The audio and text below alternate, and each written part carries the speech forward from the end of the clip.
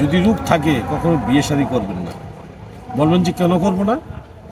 যদি আপনি বিয়ে করেন তাহলে দেখবেন এমন সময় আসবে এই মেয়েটা আপনার সংসার করবে না, আর এই মেয়েটা যদি আপনাকে রেখে চলে যায়, লাস্টে দেখবেন আপনি এলাকার মধ্যে আপনি একটা বদনামে ভাগী হবেন।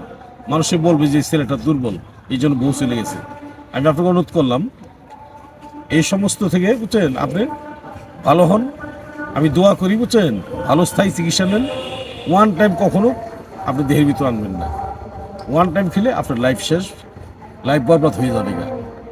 এই সমস্ত জিনিস হয়তো অনেকেই বলেন যে ভাই আমি ফুর্তি করার জন্য খাইতেছি। না দাদা, এমন দিন আসবে ফুর্তি আপনার ভিতরে থাকবে না, আপনার ভিতরে কোনো এনার্জি থাকবে না। আমি আশা রাখি যে এই সমস্ত জিনিস থেকে আপনি বঞ্চিত হন। ওয়ান টাইম যাতে না খেতে হয়, দেশের সম্পদ, দেশের গাছ, এই সমস্ত গাছের ওষুধ আপনি খান। খাইলে আপনার দেহের ভিতরে বল শক্তি হবে, জোয়ানি মদ্দামি তাগত হবে, আর বেশি দিন বাঁচতেও পারবেন। কারণ আয় বৃদ্ধি ওষুধ খেলে মানুষের আয় শক্তি বৃদ্ধি হয়।